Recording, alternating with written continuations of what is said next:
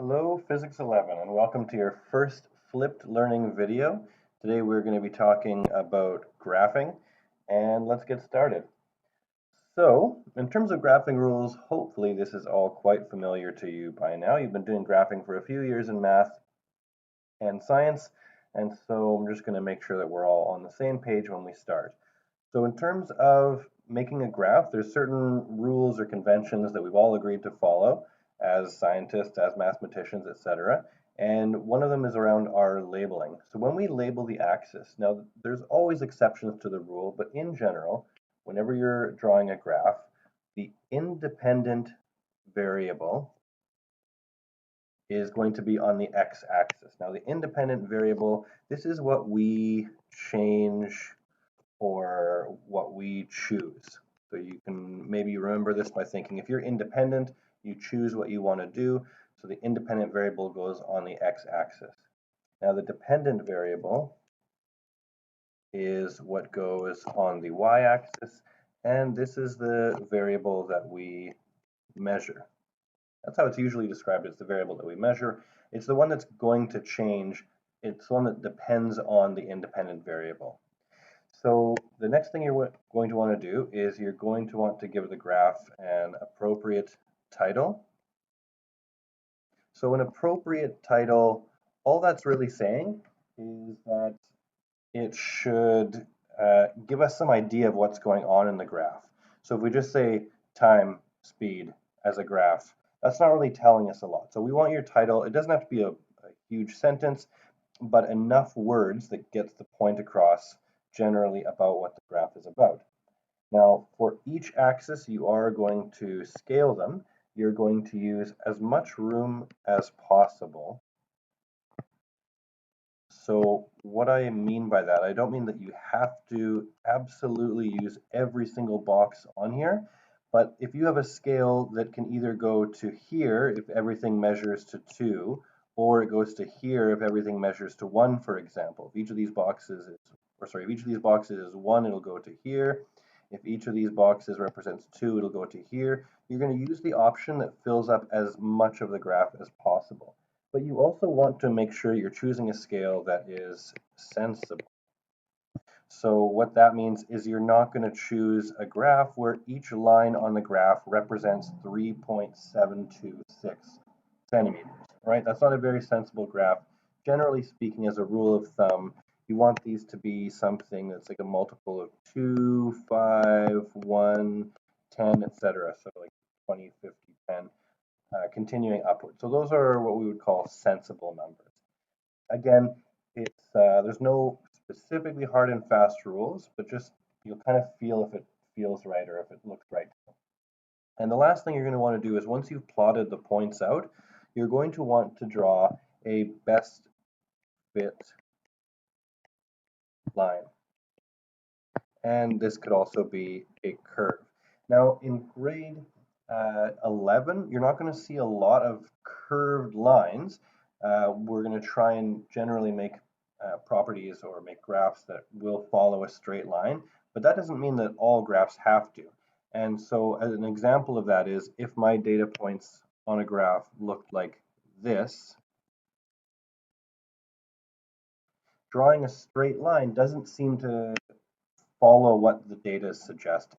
So in this case here, if you're looking at the graph of whatever these two variables are, it looks to me like the graph is generally doing this. So maybe this is some sort of relationship where when you first apply a small amount of force, you'll get a large amount of extension, but as you apply more and more force, you're going to get less and less extension. So maybe like an elastic band, for example, might look like this if this was force and this was distance. Please don't draw this graph because I am going to hope it's not too late. But this is just an example. I'm going to erase this. But nonetheless, I'm trying to get across the point that you would not, an appropriate best fit line would not be something like this. This line that I've just drawn here, this straight line, does not seem to match what the data is telling us. And the point of a best fit line is to help us estimate quantities in between our measurements. So for example, again, if these are my points here, well, if I'm making an estimate for here, this point in the middle, if I draw a best fit line like this, that's not a very good estimate. So this point and this point are quite different, whereas if I drew a best fit line that was a curve, you can see that this point then becomes a pretty good estimate. Hopefully that makes sense, but again, feel free to ask questions when I see you in class. So this is just an example, but most of the time our best fit lines will be straight. Now, what I do want you to draw in this graph is a direct relationship. So this is usually called something being directly proportional. And what that means is as one variable increases, the other increases at the same ratio. In other words, if I double what's on the x-axis, I'm going to double what's on the y-axis. If I go 10 times further on the x-axis, I will end up going 10 times higher on the y-axis. So that's a directly proportional relationship. Now the symbol for that is we would write it like this. Y is proportional to x. So this sort of kind of looks like a fish, I guess. This is the proportional symbol, proportionate symbol. So this means y is directly proportional to x. And a graph that is directly proportional is always going to look like a straight line.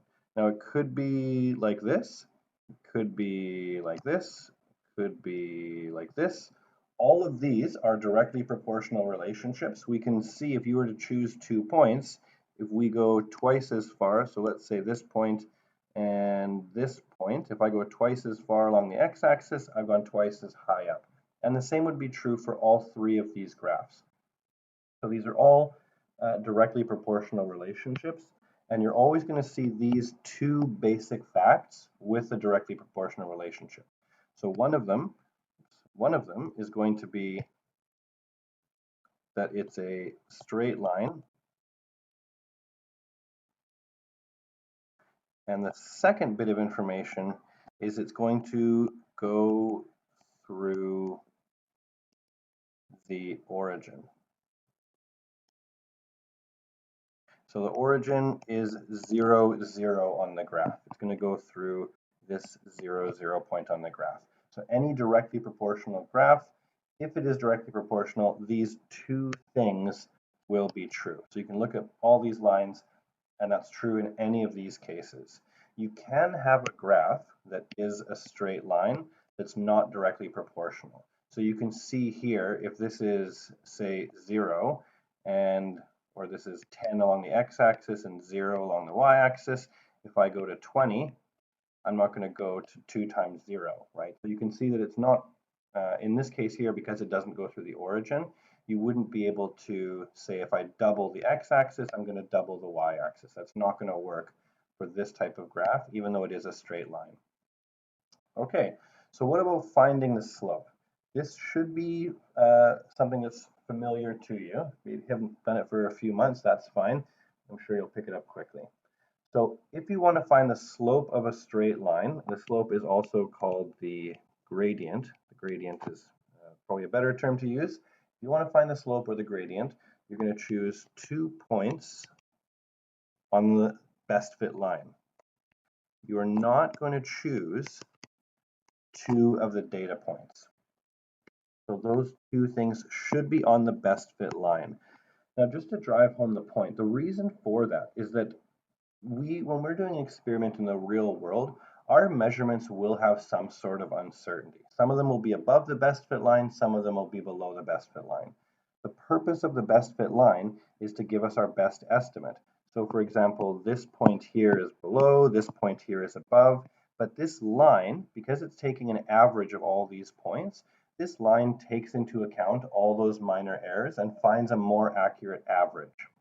So that's why when we're doing a best fit line, we would choose 2 points on the best fit line and not 2 points on 2 of these data points specifically when we're trying to calculate the slope.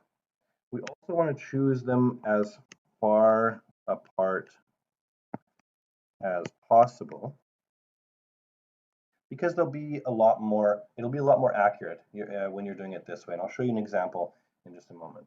And you're going to want to choose, again, just to drive this home, points only on the best fit line. I know I'm repeating myself, but it's an important point to drive home. And you can also remember that the line of an equation is y equals mx plus b, but if y is directly proportional to x, what is b going to equal? Well, hopefully you can see, because it's going through the origin, if y is directly proportional to x, if we have this directly proportional relationship, then b is going to equal 0. Remember, b is our y-intercept, and in this case it's going through 0, 0. So when it goes across the y-axis, the y value is going to be 0. Okay, so what I'd like you to do is pause the graph, look at your own notes, and I want you to try and determine the slope. Now, if you remember the equation and you feel confident, go ahead and pause the video now and try and calculate the slope of this line. If you can't remember the equation for determining the slope, then you can pause after I go through this. So if we want to find the slope and the y-intercept, well, just the slope for now, we're going to say that the slope is equal to rise over run. That's probably how you're familiar with it. And what this means is y2 minus y1 divided by x2 minus x1. So what these refer to, y2 and y1, is 2 points on the line. So I'm going to choose, say, this point right here. So to me, this looks like on the line, this is 0.2 in the x direction. And because it's on this line here, let's see, there's 5 lines between 0.2 and 0.4. So each of those will be equal to 0.4. So this is 0.24, 0.28, 0.32, 0.36, and 0.4. So this is 0.2 and 0.24. So this right here is x1, and this is going to be y1. This is our first y coordinate and first x coordinate. Now if we go over here, let's choose this line over here. And these 2 points seem to be like they are exactly at 1, I'm going to call it 1.0 along the x-axis. Yeah, and on the y-axis, it looks like it's right in between 1 and 1.2, so I'm going to call this 1.1. And this is going to be, of course, x2, the second x-coordinate, and y2, the second y-coordinate. So if we're going to follow this equation here, then our difference for our rise is our top y position, which is 1.1, minus, or subtracting the bottom y position, so y2 minus y1 is going to give us 1.1 minus 0.24, and that's going to be 0.86, I believe. Double check that. Yeah, I think that's right. So 0.86, and if we do the x2 minus x1, this is going to equal 1.0 minus 0.2, and so that's going to be equal to 0.8. And so if I take this entire equation, I'm going to have, let's see, so 0.86 divided by 0.8, that's going to give me 1.075. So approximately, oh sorry, that's the exact value, so that'll be equal sign. It's going to be approximately 1.1. So we're going to say equals 1.075, and hopefully you're familiar with this symbol. If not, this wavy equals sign, this means approximately equal to. So this is approximately equal to 1.1. Okay, so this is our value here. And our slope does have units, so we would say, we don't really need to know this, but V is in volts for voltage, and then currents is measured in amps. So 1.1 volts per amp. And this is actually called an ohm. But we're going to get into that in electricity as our last unit. So this value here, 1.1, this is a pretty good estimate of the slope. So if you got something around 1.1, as long as it's above 1, I think you did a pretty decent job of that. So that's it for the notes for the video. You do have this assignment to work on. This is the graphs of wrath. And just take a look through here. If you have any questions, feel free to email me. But this will be done on graph paper. So you're going to graph these 3. You're going to write an equation for the line for car 1. 1, so that's part of the assignment there. Write an equation. You're going to show all your work on graph paper for all 3 graphs, and then predict how fast it would be traveling at 90 seconds. So you got to make some extrapolation off the end of the graph, and then you got a few discussion questions to answer at the bottom. So I hope you enjoyed, and yeah, let me know if you have any questions.